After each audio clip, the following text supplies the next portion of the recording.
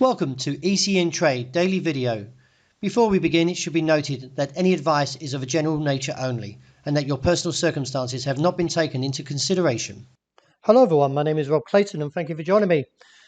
Well, over the last 12 hours, the Australian dollar has rebounded, and from the support level around 71.60.70, with the low being 76 to 79, the market is now contesting the top side of the range, which is seen around 72.35.55. Also note is the 60-day moving average. With a weak RSI back in play to the bull case, and also the MACD is attempting to marry up with that, the market is trying to reinstate the upside into a potential rise of 73 cents. However, take note that last time we contested this region, which was only a few days ago, did find a heavy Japanese candlestick plummet after posting a gravestone doji, and therefore could see further risk to the downside if we see another rejection. And this time around may take out the 71.60.70 support and look towards the region of 70.90 as the next target.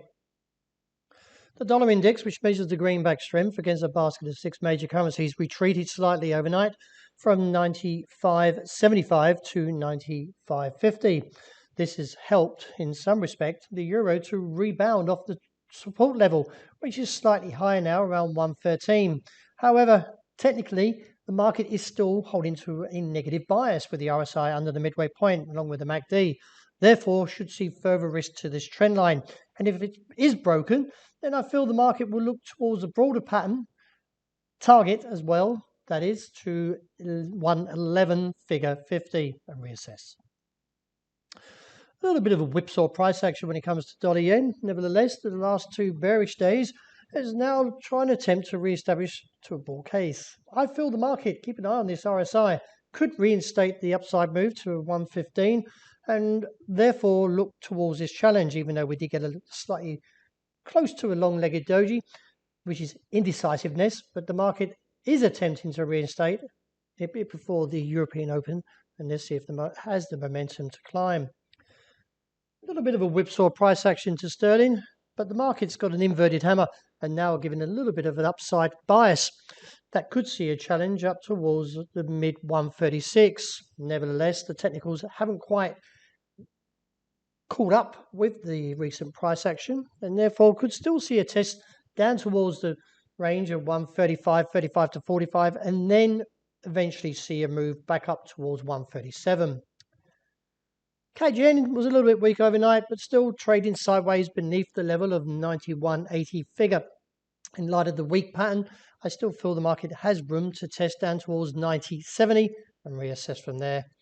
A little bit of a bullish play when it comes back to gold. This market was caught short and some short covering was coming back into the market. We can see here by the candle after breaking above the 1,833 level.